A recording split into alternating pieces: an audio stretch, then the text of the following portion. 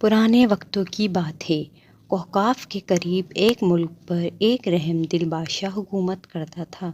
اس کی رحم دلی اور انصاف پسندی کی وجہ سے رعایا اسے بہت پسند کرتی تھی۔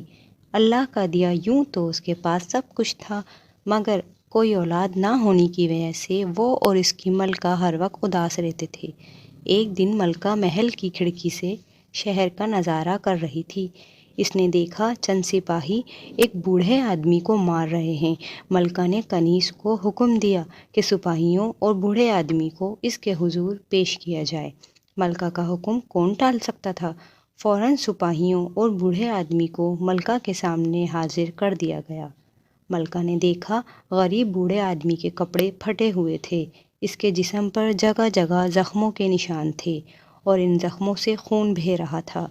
ملکہ نے سپاہیوں سے پوچھا، تم بوڑھے آدمی کو کیوں مار رہے تھے؟ اس نے کیا جرم کیا ہے؟ ملکہ کی یہ بات سن کر سپاہی بولے، عالیہ، یہ شخص چور ہے۔ ایک جگہ چوری کر کے بھاگنے کی کوشش کر رہا تھا۔ لوگوں کے شور مچانے پر ہم نے اسے گرفتار کر لیا۔ اس نے ہماری گرفت سے بھاگنے کی کوشش کی، اس وجہ سے ہم اسے مار رہے تھے۔ ملکہ نے بوڑھے آدمی سے پوچھا، کیوں بڑے میاں، تم نے اس عمر میں چوری کیوں کی؟ یہ سن کر بوڑھے آدمی کی آنکھوں میں آنسو آ گئے۔ وہ رہنسا ہو کر بولا، ملکہ عالیہ، میں سوداگر تھا۔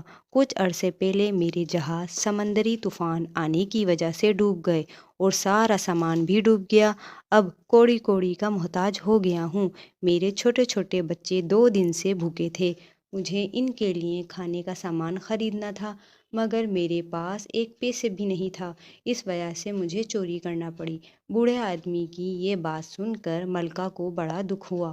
اس نے سپاہیوں کو حکم دیا کہ بوڑھے آدمی کو چھوڑ دیا جائے۔ سپاہیوں کے جانے کے بعد ملکہ نے بوڑھے آدمی کو اشرفیوں کی تھیلی دی اور کہا، تم ان اشرفیوں سے اپنا کام دوبارہ شروع کرو۔ دیکھو اب کبھی چوری نہ کرنا۔ بوڑھا آدمی اشرفیوں کی تھیلی لے کر جانے لگا تو اس کے دل سے رحم دل ملکہ کے لیے بہت دعائیں نکل رہی تھیں۔ اس نے ملکہ سے کہا، ملکہ عالیہ، اللہ تعالیٰ آپ کی جھولی مرادوں سے بھر دے اور آپ کو ایک خوبصورت بیٹی کی ماں بنا دے۔ یہ کہہ کر بوڑھا آدمی محل سے چلا آیا۔ اس واقعے کے کچھ عرصے بعد ملکہ کے ہاں ایک خوبصورت سی لڑکی پیدا ہوئی۔ لڑکی پیدا ہونے کی خوشی میں محل کو دلہن کی طرح سجایا گیا۔ شہر میں چراغاں کیا گیا۔ غریبوں اور محتاجوں میں خیرات تقسیم کی گئی۔ رحم دل بادشاہ کو دور دور کے ملکوں کے بادشاہوں کی طرف سے مبارکباد کے پیغامات آئے۔ ایک ہفتے تک سارے ملک میں خوشیاں منائی جاتی رہیں۔ ان تمام کاموں سے فارغ ہو کر بادشاہ نے اپنے تمام رشتہ داروں کو پیغام بھیجا کہ وہ اس کے مہمان بنیں اور شہزادی کا نام تجویز کریں۔ مقررہ وقت بادشاہ اور ملکہ کے تمام رشتہ دار اس کے محل پہنچ گئے۔ ان کے مہمانوں میں 3 پریاں بھی تھیں۔ انہوں نے بادشاہ کو یاد دلایا کہ اس نے آبی جادوگرنی کو دعوت بھیجی ہی نہیں۔ اس بات پر بڑا غصہ آئے گا، کہیں ایسا نہ ہو وہ غصے میں شہزادی کو نقصان پہنچائے۔ ابھی پریاں بادشاہ سے باتیں ہی کر رہی تھیں کہ اچانک زور کی آندھی چلنا شروع ہو گئی۔ آندھی کی وجہ سے محل کی کھڑکیاں، دروازے ہلنے لگے۔ یوں لگتا تھا جیسے بھونچال آ گیا ہو۔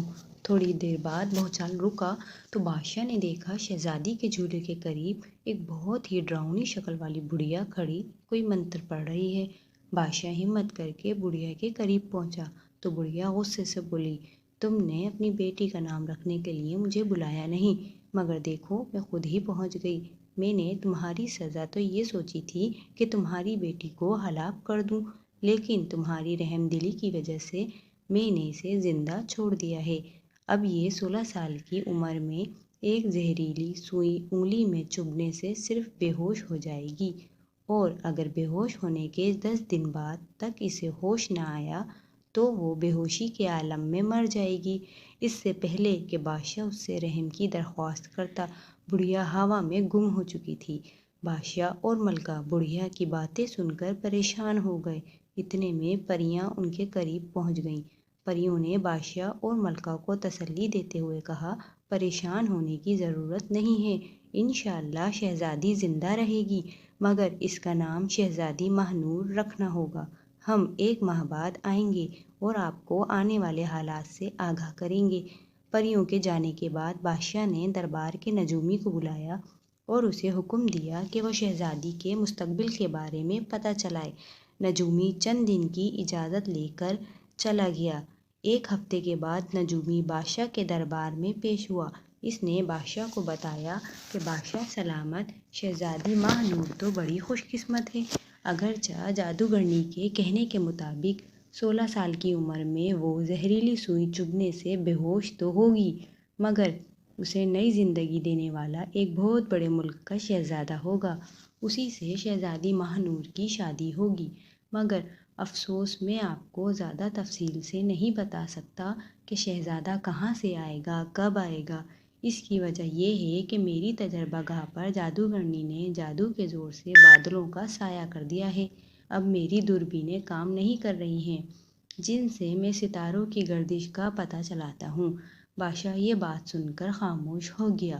1 ماہ بعد پریاں بادشاہ کے محل میں دوبارہ آ گئیں۔ انہوں نے ملکہ اور بادشاہ کو بتایا کہ شہزادی ماہ نور کو ہوش میں لانے والا شہزادہ مغرب کے کسی ملک سے آئے گا۔ اس کا نام شاہ زیب ہوگا۔ ہم نے اس کا پتہ چلایا ہے۔ یہ کہہ کر پریاں واپس چلی گئیں۔ وقت گزرتا گیا، شہزادی جوان ہوتی گئی۔ ملکہ اور بادشاہ یہ بھی بھول گئے کہ شہزادی کے لیے منحوس سال قریب آتا جا رہا ہے۔ ایک دن شہزادی ماہ نور باغ میں گئی۔ اس نے مالن کو ہار بناتے دیکھا تو اس نے مالن سے کہا، لاؤ سوئی ہمیں دکھاؤ، ہم بھی ہار پروئیں گے۔ بھلا مالن شہزادی کا حکم کیسے ٹال سکتی تھی؟ اس نے سوئی اور پھولوں کی ٹوکری شہزادی کے سامنے رکھ دی۔ شہزادی نے ابھی دوسرا پھول دھاگے میں پرویا تھا کہ اچانک سوئی اس کی انگلی میں چبھی اور وہ ہائے اللہ میں مری کہتے ہوئے زمین پر ڈھیر ہو گئی۔ محل میں کوہرام مچ گیا۔ تمام مصروفیات ترک کر دی گئیں۔